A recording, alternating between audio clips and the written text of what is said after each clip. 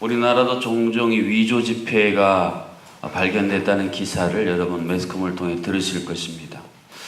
이 위조 지폐를 구별해내는 위조 지폐 감별사라고는 해야 될까요? 그런 분에 관한 이야기를 들은 적이 있는데, 여러분 어떠세요? 위조 지폐를 구별하는 사람은 위조 지폐를 많이 연구할까요? 진짜 돈을 많이 연구할까요? 어우, 똑똑하시네요. 저는 위조 지폐에는 이런 종류가 있어서 이런 거는 위조 지폐일 것이다, 그런 거를 연구할 줄로 생각을 했는데, 들어보니 진짜 돈이 특성을 계속 공부하고 그 진짜 돈을 깊이 보면 가짜 돈은 대본의 눈에 싹 들어온다고 그러더라고요. 오늘 본문에 보면 이 느헤미야가 진짜와 거짓된 것을 구별해낼 수 없는 상황에 있는 것을 우리가 본문을 또 이전에 살펴본 내용을 통해서 발견하게 됩니다. 느헤미야는 지금 그를 제거하려고 하는 도비야와 산발락과 게셈이라고 하는 이 세 중심적인 인물을 통해서 늘 육신의 생명이 위협을 받는 상황이 있었습니다. 그런 상황에서 너의 생명을 보존하기 위해서는 이렇게 해야 한다 하고 다가왔기 때문에 사실 진짜인지 가짜인지를 구별해내기 참 힘든 상황이었다는 것입니다. 또한 느헤미야 입장에서 보면 느헤미야가 자기의 일신의 평안을 위해서가 아니라 그 모든 페르시아에서 좋은 위치를 다 내려놓고 고생길로 와서 정말 어렵고 힘들게 예루살렘 성벽을 거의 다 완성하는 단계에 있기 때문에 마음속으로 그래, 나 정도는 이런 거 충분히 누릴 수 있어, 이렇게 생각할 수 있는 상황이었기 때문에 느헤미야에게 다가온 그 유혹의 손길을 사실은 구별하기 참 힘든 상황이었다는 것입니다. 무슨 상황으로 유혹을 해왔습니까? 오늘 10절에 보면 그 유혹의 상황을 이렇게 정리하고 있습니다.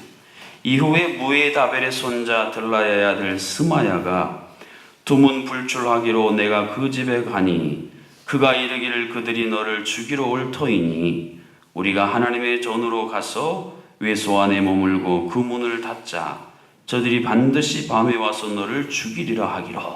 여기 보면 이 스마야라고 하는 사람이 대적들이 너를 죽이러 올 테니까 오늘 밤에 하나님의 전에 외소로 피신해서 죽음을 면하라.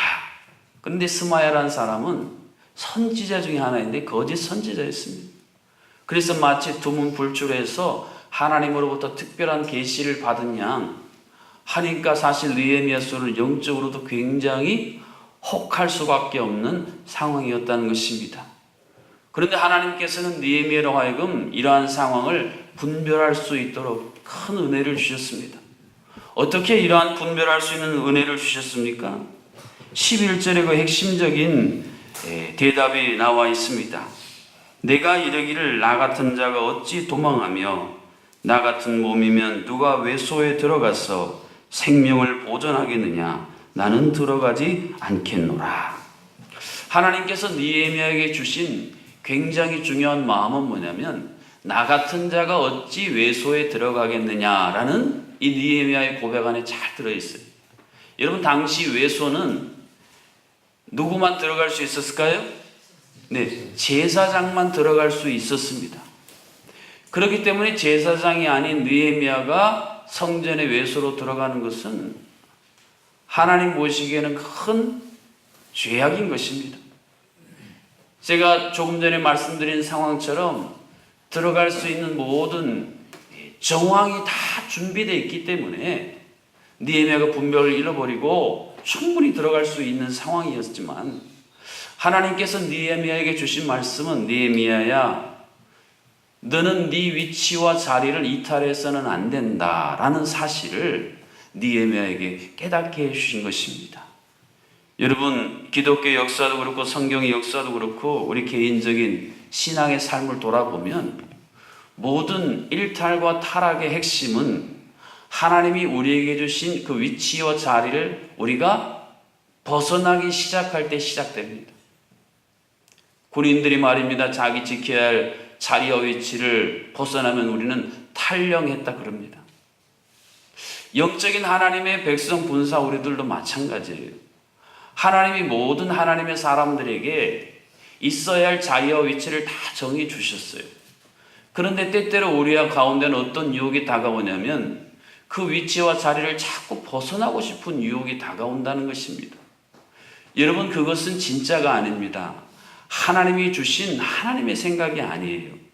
그것을 잘 영적으로 분별하고 끝까지 자기 자리와 위치를 지킨 사람들은 하나님의 은혜와 복을 누렸지만 그것을 지키지 못하고 결국 일탈하면 큰 타락의 길을 거둔 거예요. 사실 여러분, 그 출발은 사탄에서부터 시작된 걸 아시지 않습니까? 천사장으로서의 자기의 위치와 자리를 지키지 못하고 우쭐대가지고 그 자리를 벗어남으로 말미암아 이 죄악의 뿌리인 사탄이 시작된 것처럼 늘 그래서 사탄은 우리를 그렇게 유혹을 합니다. 너 그 자리 그 위치 일탈해도 돼.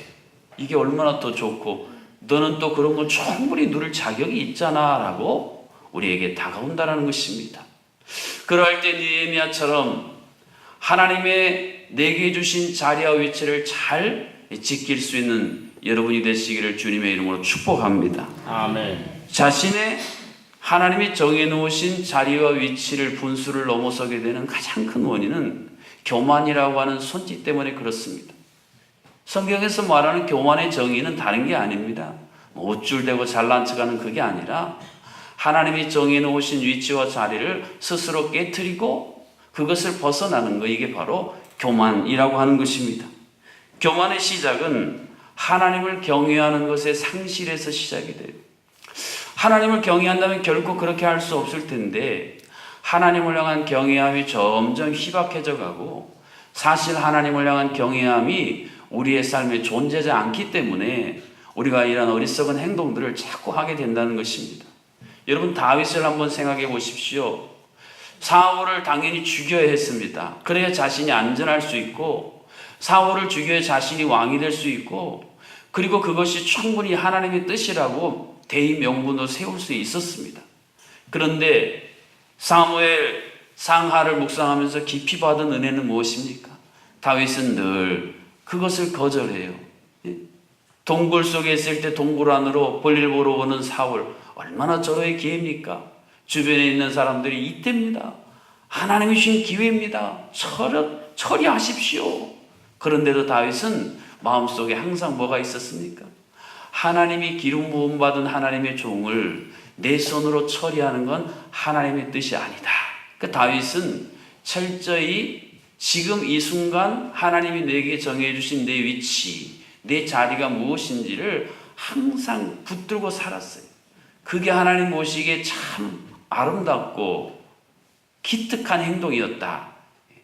사무엘 상하가 정해주는 굉장히 중요한 교훈입니다.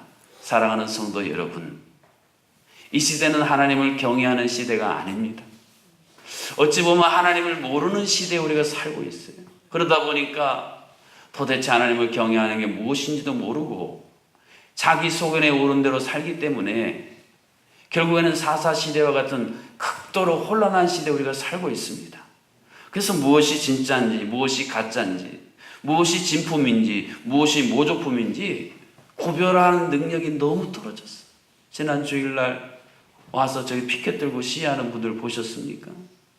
멀쩡했던 그들이, 우리와 같은 똑같은 신앙인들이었던 그들이요, 지금은 그게 진짜인지 가짜인지도 구분하지 못하고 가짜를 위해서 저렇게 우리보다도 더 열심히 특심한 행동들을 하고 있단 말이죠.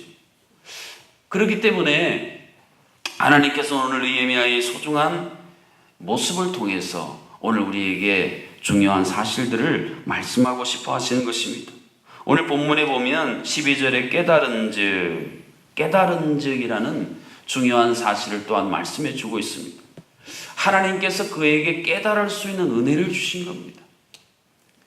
신앙의 핵심은, 신앙의 성장은, 신앙의 변화는 언제 오는가? 깨달을 때 옵니다.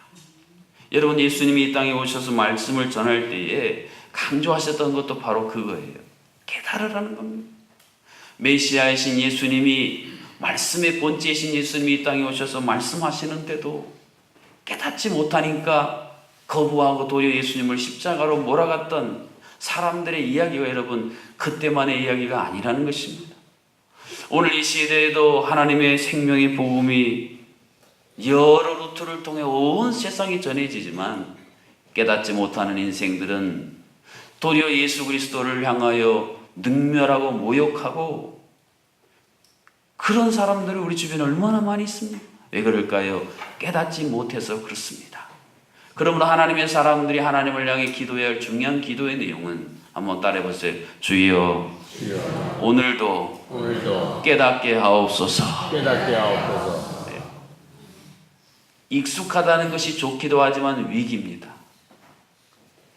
매일 새벽을 깨우는 여러분은 매일 하나님의 말씀을 듣는 좋은 기회이기도 하지만 익숙하기 때문에, 늘 듣기 때문에 오히려 둔감해질 수도 있다는 거예요.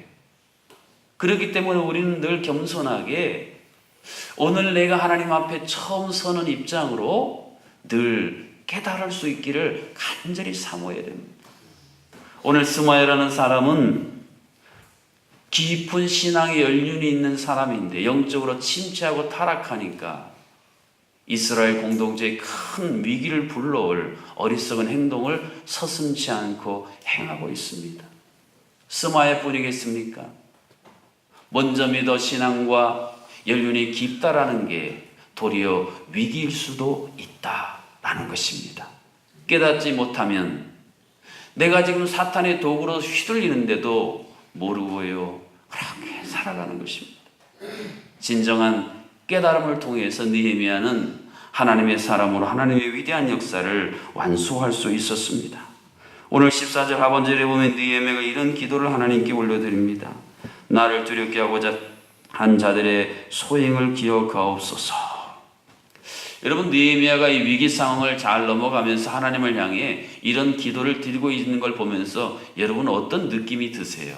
야, 느헤미야는 하나님과 참 친밀한 가운데 살아가고 있구나, 그런 느낌이 다가오십니까? 스마야가 말했던 그곳이 안전한 곳이 아니라 나는 늘 하나님과 친밀한 관계 안에 있기 때문에 그것이 가장 안전한 곳이고, 그것이 가장 은혜로운 곳이고, 그것이 가장 평안과 행복한 곳입니다. 그 고백이에요. 여러분, 하루하루 살아가는데 느헤미야처럼 여러분을 두렵게 하고, 여러분을 하여금 범죄하게 하고, 여러분을 악한 말을 지어 비방하여 힘들게 하는 일들은 왜 없겠습니까? 그때마다 다가오는 은밀한 유혹이 있어요. 우리가 하나님 말씀을 깨뜨려 버리고 그 순간 그 상황의 그 순간 그 상황을 극복하기 위해서 임시 방편적인 미봉책에 그러한 방법들이 우리가 손을 뻗어 잡으려고 하는 순간들은 왜 없겠습니까? 그럴 때마다 오늘 하나님께서 느헤미야를 통해 주신 이 소중한 깨달음, 하나님께서 오늘도 나와 함께 하시고 오늘 나를 왜 이곳에 두셨는지, 오늘 왜 내게 이 자리를 맡겨주셨는지 그 의미를 깊이 깨닫고 세상의 소리, 주변 사람들의 소리가 아니라 하나님께서 들려주신 하나님만 집중하고 하나님 관계에 깊이 몰두함으로 진품과 모조품, 위조품을 분별해낼 수 있는 그러한 영적인 분별력과 능력이 가득 차서 하나님의 진리와 진실을 이 땅의 아름다운 보석처럼 드러내실 수 있기를 주님의 이름으로 축복합니다. 아멘. 주신 말씀을 가지고 함께 기도하겠습니다. 하나님, 오늘 참으로 분별력을 잃어버린 수많은 성도들이 헛된 이단과 우상에 빠져서 주님 죽음의 길인지도 모르고 인생의 덫에 걸려서 고통 가운데 살아가는 것을 보면서 그것이 남의 일이 아니라 내 일일 수도 있다는 영적인 경각심을 갖게 하시고, 주님 느헤미야에게 깨달음을 주신 것처럼 하나님 안에 있는 것이 하나님을 지속적으로 바라보고 하나님과의 관계 안에 있는 것이 이 모든 거짓된 것들을 우리가 떨쳐내고 진리 안에 살아가는 길임을 알게 하시고 무엇보다 하나님께서 우리에게 정해주신 위치와 자리를 일탈하는 그러한 유혹을 거부하고 겸손하게 늘 주님만 바라보는 느헤미야의 결단하는 심령을 우리 모두에게 주시옵소서 기도하시고 또 오늘 저녁에 있을 우리 신임 서리 집사교회 가운데 함께 하셔서 교회를 섬기는 재직으로서 시작하는 소중한 분들 가운데 이런 하나님을 경외하는 충만한 마음을 주옵소서. 또 연말연시 마지막 12월을 맞이하여 여러 가지 일들을 행할 때에 하나님 하늘문을 여시고 하늘의 지혜와 권능을 우리 모두에게 허락하여 주옵소서. 암으로 투병하는 우리 환우들 또 큰 수술을 받고 도우심을 구하는 모든 환우들 가족들을 하나님이 위로하여 주시고 전능하신 하나님의 능력으로 온전하게 새롭게 하여 주옵소서. 세계 흩어져 복음을 전하는 모든 선교사님과 가족들 모든 위협으로부터 안전함으로 지켜주시고 이 나라의 민족 주께서 긍휼을 더하시옵소서. 우리 이러한 제목을 가지고 함께 합심해서 하나님 앞에 기도하시겠습니다. 우리에게 독생자 예수 그리스도를 보내주시는 이 소중한 대강절 대림절 구주강림절을 맞이하여 우리가 주님을 다시 맞이할 수 있는 준비가 되어 있는지를 주님 꼼꼼히 살피는 슬기로운 다섯 처녀 같은 믿음을 우리에게 허락하여 주시옵소서. 아멘. 날마다 우리를 두렵게 하고 주님 우리를 위축시키고 악한 말로 우리를 비방하여 죄를 짓게 하는 수많은 환경, 사건, 사람들에 둘러싸여 있지만 그럼에도 불구하고 하나님이 주시는 깨달음으로 말미암아 오늘 하나님이 나를 이곳에 이 자리에 세우신 하나님의 놀라운 계획과 섭리를 우리가 붙들므로 말미암아 교만의 유혹에 빠져 그 자리를 이탈하여 범죄하지 아니하도록 오늘 하루도 우리의 발걸음을 친히 지켜 인도하여 주시옵소서. 하나님 아버지, 진정이 있어야 할 자리가 어딘 자리인 줄 모르고 방황하는 한국교회를 불쌍히 해주셔서 주님 다시 한번 교회가 있어야 할 그 자리와 그 위치를 사수함으로 말미암아 이 땅이 살고 이 나라의 민족이 살고 온 세계 열방이 살아나게 하여 주시옵소서.